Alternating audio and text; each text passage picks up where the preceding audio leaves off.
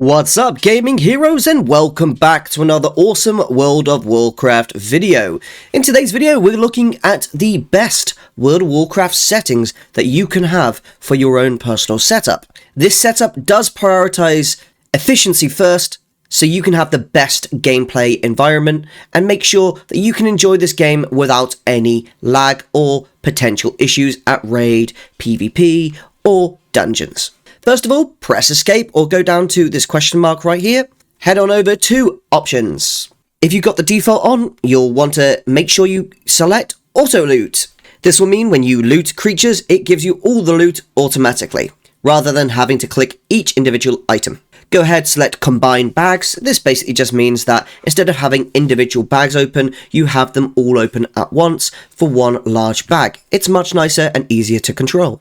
Interact key allows you to effectively talk to NPCs or interact with things in your environment without actually having to click them. This is very good for if you're using a controller or things like this. Scrolling down from here all the way down to camera, we can see water collision. I personally like to turn this off. I think it makes a lot of sense and it means that you just have a smoother, more comfortable gaming experience when you are swimming. Okay, let's move on to interface next.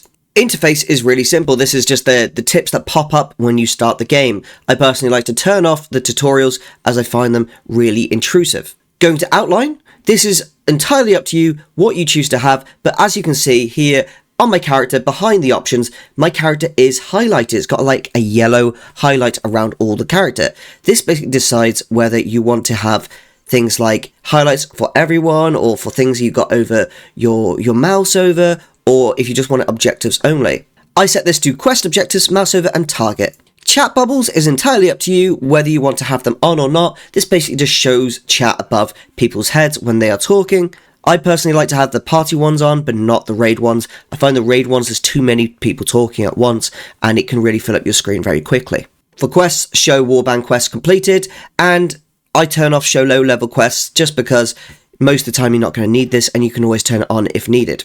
For raid frames, I personally like to have display incoming heals. This lets you know if you are low on health, say you've got 20% health right now, and someone is healing you and it's going to bring you up to 80% of your health. Instead of using a big health potion or something like this, I can relax knowing full well that my health is going to go up in a second. However, if I don't see that, I know to use that health potion. Displaying power bars I find quite useful because it tells you if people are low on mana or low on energy, things like this. It is actually quite useful, especially if you are a healer, as sometimes you have abilities that can give people mana, and having that will definitely help you. It's also useful for being able to see if a tank is low on rage or something that they need in order to stay alive. I always make sure to display class colors. This makes it a lot easier to see in raid nice and quickly, or in group nice and quickly, who we have alive and if there's any issues. Always a good idea to make sure you display main tank and assist. Going over to action bars next. Action bars will just basically allow you to add extra action bars to your screen if you want there to be.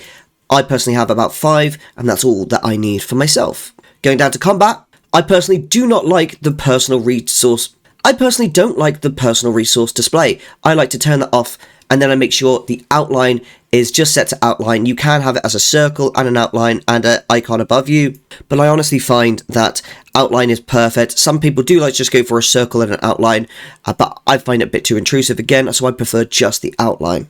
This is really important, so when you're covered by your environment and a bunch of other different obscuring things, it's really useful to have this ticked on because you can always keep track of where you are, and this allows you to avoid mechanics, so make sure you tick that on. Scrolling combat text for self, this is entirely up to you if you want to have it. It's quite nice to have, but it's up to you whether you do it or not. It's a very style dependent thing. This is basically floating numbers when you're attacking stuff in groups or raids or even by yourself. The rest of this is all entirely dependent on what you prefer.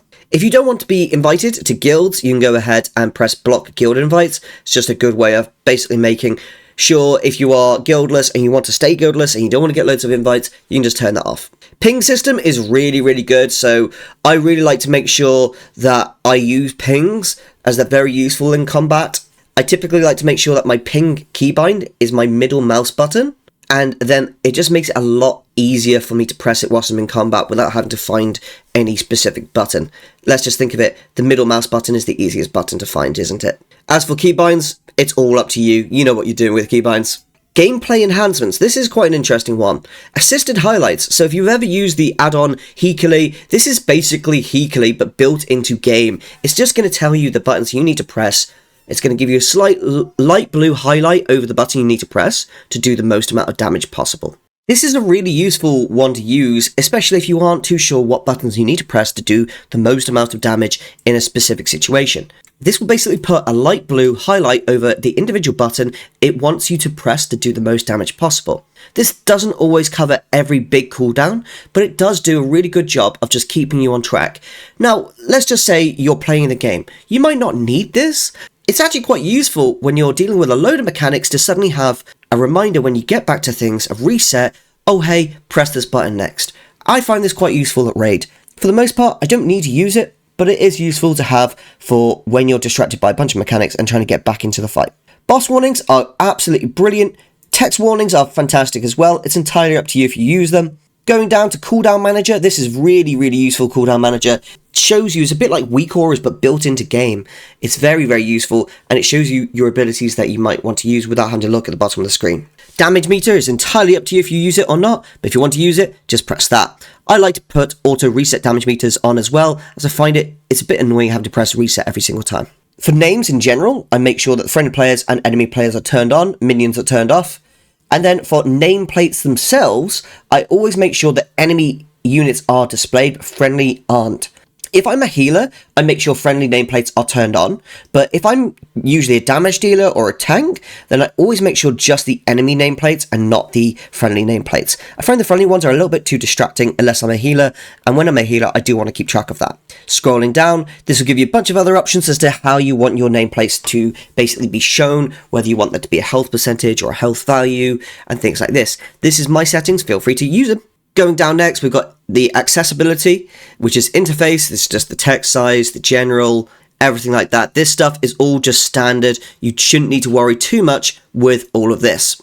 Personally though, for mounts, I like to have the skywriting screen effects. If you don't like the whole kind of colors that come onto your screen when you're skywriting, I recommend turning that off. It's just an extra graphic you might not need. If you get motion sickness, you can always deal with that right here in this screen.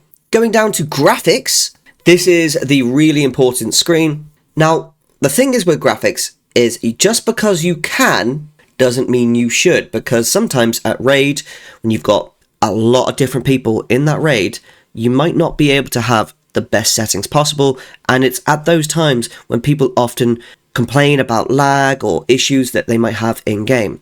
Keep this in mind, just because your default is set to ultra or high, you might struggle when you actually get into raid or into groups. You might get a bit of lag, so it's sometimes best to change your options to something that you know you can deal with. So feel free to copy my settings. I never get lag in raids, and it looks really good as well. I always set this base game quality to 1, and I don't really worry about that. I then individually change these here and just leave base game quality there. The camera FOV, I like to move to 90 to make sure I get the best FOV possible. Just allows me to see more. Feel free to copy all of these. There's certain ones I've intentionally disabled as they do create a lot of stress on the computer. And also some of them can actually change depending, and also some of them allow Blizzard to change your settings automatically to the situation. And we don't always want that. We want our graphics to be exactly what we set them all the time. View distance is 6, environmental details is 3, ground clutter is 3. This just keeps it nice and easy to play the game without any potential problems. Going down to advanced, we've got triple buffering. Everything is right there for you to have a look at. Now, one of the really important things to turn off is target FPS. Keeping max background FPS is great, but turn target FPS off. The reason for this is it will allow Blizzard to automatically change your settings to get to the target FPS.